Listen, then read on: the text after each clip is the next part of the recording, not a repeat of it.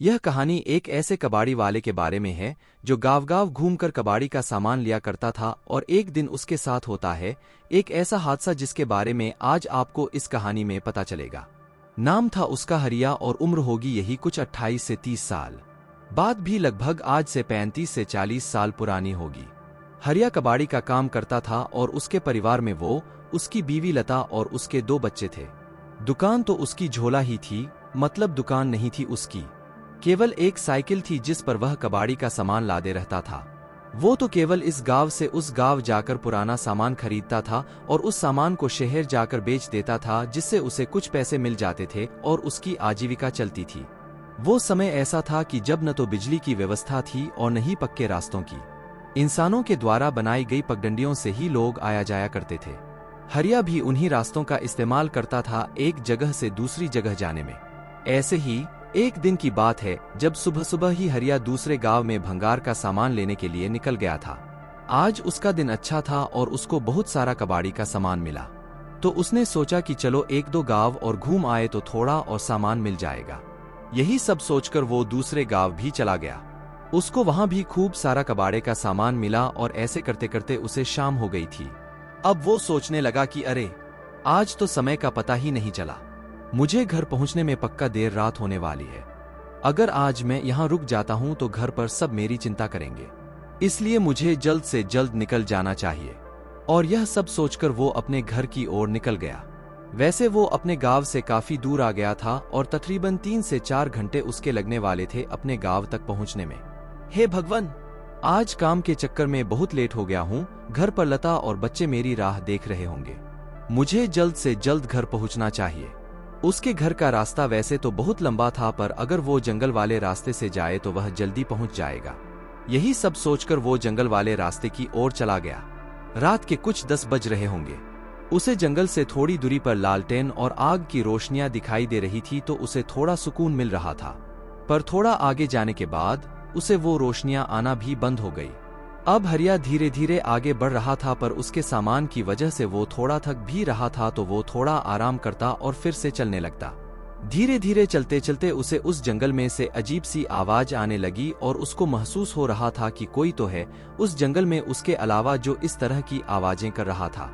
उसको एक गंदी सी बदबू भी आने लगी थी, तो उसने सोचा कि शायद यह बदबू खराब पानी की होगी जो यहाँ जमा हुआ होगा और यह अजीब सी आवाज शायद इन सामानों से आ रही होगी। थोड़ा आगे जाने पर उसने फिर से महसूस किया कि पेड़ों पर कोई तो है, शायद यह कोई पक्षी हो। पर फिर उसने देखा कि वो जो कोई भी था वो एक पेड़ से कूदकर दूसरे पेड़ पर जा रहा था और थोड़ी सी चांद की रोशनी में उसने देखा कि वो एक बड़े बालों वाली एक बूढ़ी औरत थी जो कि इधर से उधर कूद रही थी। यह देखकर हरिया डर गया, क्योंकि किसी भी बूढ़ी औरत का ऐसे एक पेड़ से दूसरे पेड़ पर कूदना बिल्कुल भी आम बात नहीं थी। हो न हो यह एक चुड़ैल है, और यह सोचकर हरिया के पसीने छूटने लगे। पर हरिया ने अपने डर पर काबू पाया और उसने सोचा कि तेज तेज गाड़ी चलाता हूँ और जल्दी से यहाँ से निकलता हूँ ताकि इससे जान बचे। मैं तेजी से अपनी साइकिल चलाने लगा और बस इसी इंतजार में था कि कब घर पहुँचूं और इस डायन से मुझे छुटकारा मिले। अब मुझे वो डायन दिखाई नहीं दे रही थी और न ही किसी पेड़ के हिलने की आवाज आ रही थी। मुझे लगा कि शायद वो सब मेरा भ्रम होगा और मैं काफी थक गया हूँ, तो मुझे ऐसा खाली एहसास हुआ होगा। अब मुझे थोड़ा आराम हुआ, पर मैंने एक बात पर गौर किया कि मेरी साइकिल पर जो पीछे भार लदा था वो काफी भारी हो गया था। अजीब बात थी कि ऐसा कैसे हो सकता था। मतलब शायद मैं थक गया हूं तो मुझे ऐसा लग रहा होगा। तो मैंने थोड़ा रुक गया और मैंने आराम करने का सोचा। मैं आराम ही कर रहा था कि तभी मैंने अपने पीछे किसी की सांसों की आवाज सुनी।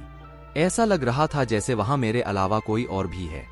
मुझे फिर से पसीने आने लगे और मैंने पीछे मुड़कर देखा, पर वहां कोई भी नहीं था।